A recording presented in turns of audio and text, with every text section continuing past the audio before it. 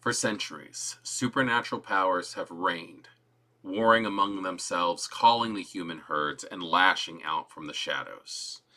The creatures of the night have held court since before the dawn of history. Nothing lasts forever. From the throng of humanity, individuals emerge who know the truth. They know monsters exist. Enough is enough. The forces of darkness must pay their due. You are the reckoning. Greetings, hunters. I am Voivodemekhet, and welcome back to our Hunter the Reckoning YouTube channel, where we're going to be going over all of the stuff that is important to survive the night. Tonight's video, however, is going to be a little different than usual. We cover a lot of different things, mostly on an in-character basis, but tonight we are going to cover Hunter the Reckoning in comparison to Hunter the Reckoning.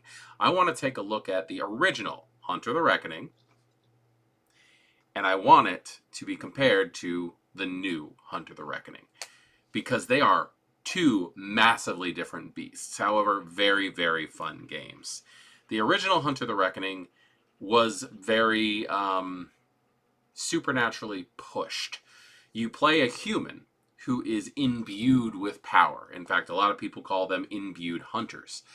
This power comes from some unknown source. There's a lot of lore to go into the back of this, and basically what it is, a supernatural entity has decided that you need to be used to fight back against that which haunts the night. Vampires, werewolves, mages, wraiths, pretty much anything. All the splats that White Wolf put out back in the day.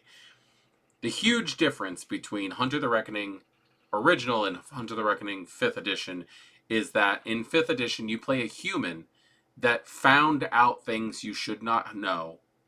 You didn't experience some imbuement from some unknown force, and instead of magic powers, you have to use your brain. There are gifts that you could say that hunters have in both systems. In the original Hunter the Reckoning, you got your edges, which were in fact just superpowers. I have tended to call hunters from the original Hunter the Reckoning run battle mages, because that's what they were. They had magic power based on their creed, which is what type of hunter you are. Like the vampires have clans, the werewolves have their tribes, the mages have their houses, things like that. Hunters have their creeds, which back in the day indicated what powers they got and how they were used to fight against the things that lurked in the darkness. In the new Hunter the Reckoning system, you are a human. You have human abilities and human capabilities that allow you to fight back. You have to outsmart things that are ridiculously smarter than you. You have to figure out what their weakness is. You have to do your studying. It's a crazy game, and it's very grounded in reality of what a human can do versus the fiction of what a supernatural can do. So I'd like to point that out, exactly what the edges really are when it comes to Hunter the Reckoning nowadays versus back then. Because back then, you, like I said, were imbued with this amazing, awesome power that had a source that turned you into something more than human. The system for edges in the new Hunter the Reckoning, however, works on several aspects. You have assets, which are things that you have or can get a hold of. You have aptitudes, which are important skills that will help you face the night itself. And then, after that, very rarely, you have your endowments. And endowments are the closest thing that you're going to find to supernatural anything in the newest version of Hunter the Reckoning. So, what are assets? Well, as far as assets go, you only get three things. You get your arsenal, your fleet, and your ordnance. Those are pretty cut and dry, simple explanation. Arsenal is weapons. You either have access to yourself or you know a guy who has access to weapons. A good example of this, and I try not to go into supernatural stuff as much as possible, but would be the Marvel character Blade for Arsenal. He knows a guy, Whistler, who gets him stuff. He's the one who supplies that vampire hunter with special weaponry. Fleet is literally what you might think of when you hear that word fleet. It is transportation. Vans, cars, boats, helicopters, things like that. You have access to some type of transportation that you can utilize and outfit out for a hunting expedition. Then there's ordnance, which is literally explosives. This is the demolitions skill, which is typically just knocked off when it comes to running a World of Darkness game. Explosions get too complicated. So there's not many ways on the rules for them in the standard game, but Hunter the Reckoning fleshes it out so that it actually makes sense and sets proper limitations so that you can express the way your character wants to combat things without going too far or creating too much of a nuisance in game. As it is in Hunter the Reckoning, a nuisance in game can be a lot of fun. Not only are you wanted by the things you're hunting, but you're also hunted by the authorities for breaking the laws to protect them. It's a lot of fun. The very last thing that we have in our assets category would be library. This is information. Whether it's a flash drive full of a whole bunch of files from various hunters of the past, or dusty tomes that have been passed down from parent to child over centuries of hunting in their blood. Like if it's a family that has been doing this as far as they can remember, that is what library is for, and it really does help you gain that information. This could be the journals of past hunters, or even academic study from an organization such as the Illuminati or something like that you want to throw into the game. As long as it's not considered an organized group and you have like stolen these things or something like that, that is what this can be used for. Aptitudes are the next category, and the aptitudes are literally the skills that your character has picked up over time. This is going to be something like improvise gear. You are MacGyver. You know how to make things. Give yourself 2 popsicle sticks and a rubber band, and you will find out how to make a steak launcher to take out that vampire. That's what improvise gear means, is you can either build stuff or you know somebody who can build stuff.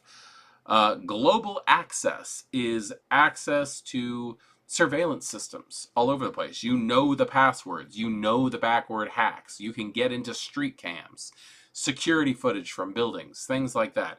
You have the ability to use the internet. One of the most terrifying superpowers the world has ever seen at your disposal. That's what global access is. Drone jockey.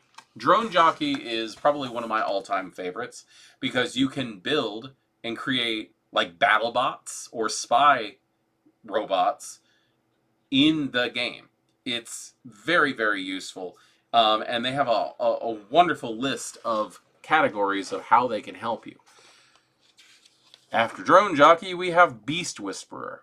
It's not supernatural. It's not like animalism as far as kindred go, the way the vampires control the beasts. This is, you know how to train animals. Maybe you were a canine unit specialty trainer for the police. Maybe you worked at a zoo or a circus and you know how to get an animal utilizing treats or positive reinforcement or anything like that. You know how to get them to do what you want them to do. And there's a variety of things that they can do. After the aptitudes, we have endowments, which is the closest thing to supernatural you're going to get in Hunter the Reckoning Modern Edition. And that is sense the unnatural, which does exactly what you think it might do. You sense them. There are a variety of levels that this thing can come in handy with, but sensing them, knowing that they're there, it just, you know, the hair stands up on the back of your neck. You just get this weird feeling. Perhaps you get a headache or something like that. There is something that alerts you that there is a supernatural nearby. In fact, One of the original things from Buffy the Vampire Slayer that they cut out of the show was she would get cramps whenever there was a vampire nearby. Maybe they considered it a sexist thing or something like that, but I like the concept of the person's, like, innards just tighten up and contract, and it's just like, you know that there's something there.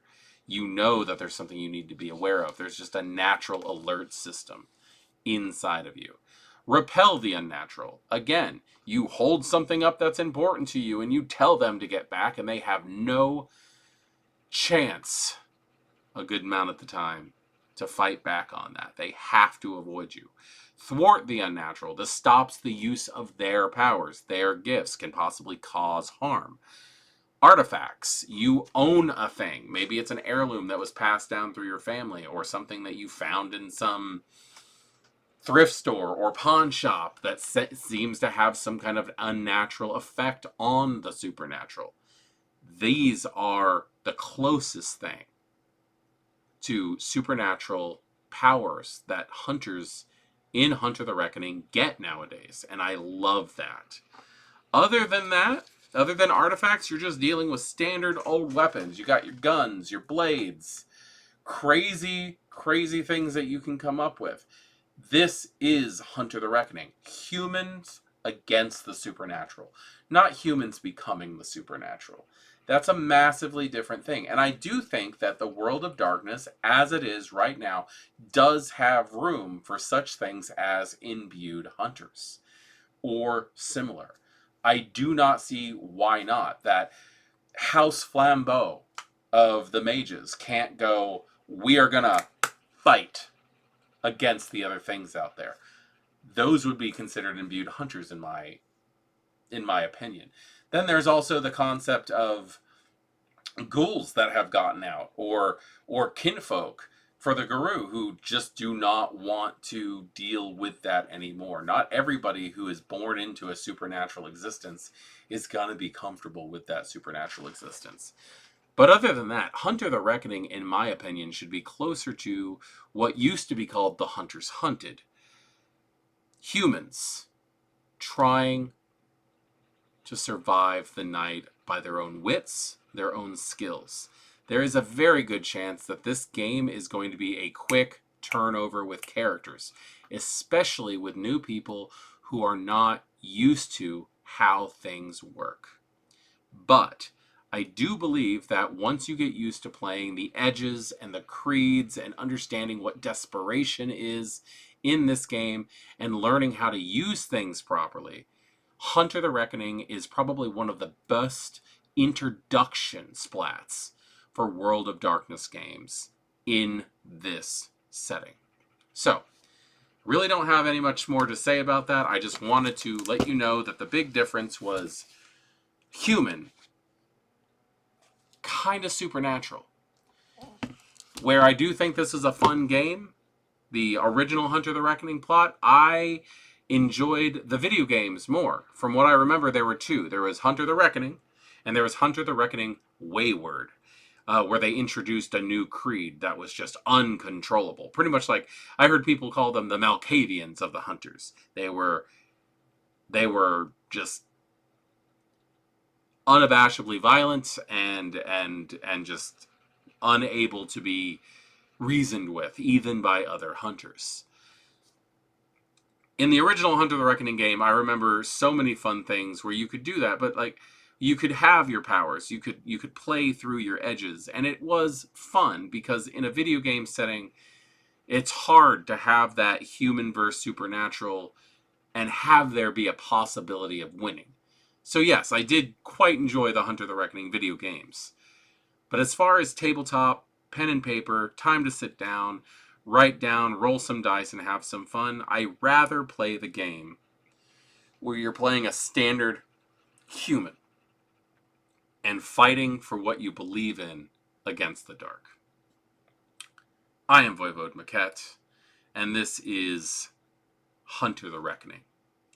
I do want to hear anybody who watches this, who has an opinion, who has their opinion, please put a comment down below on which Hunter the Reckoning you like more? Do you like the imbued hunters running around with magic powers, which is a completely valid gameplay? If you like it, you should play it. Or do you prefer Hunter the Reckoning humans versus supernaturals, surviving on your own wits and trying to figure out exactly how to survive the night? That is what I want to know. Other than that, please, if you enjoyed this video, give us a like. It goes so much more in the direction of helping me out and keeping me making these videos than anybody could really notice. A subscribe helps. A share also, if you can get friends who are interested and might want to add to this conversation, I would love to have them here. And then, on top of that, if you would like to, it would also be incredibly helpful if you would take a look at what I have to offer on the Patreon. Not only do I have a general thank you for helping me tier, but we also have active online games played over Discord with players from all over the world. We run Vampire the Masquerade, Hunter the Reckoning, and Werewolf the Apocalypse. And if you're not interested in joining the Discord group game, there is also a service menu if you are just interested in hiring me for one-shots or just off to the side play areas. I'm always open to meet new people who want to talk and play and experience a World of Darkness game run by me. So, thank you for joining me.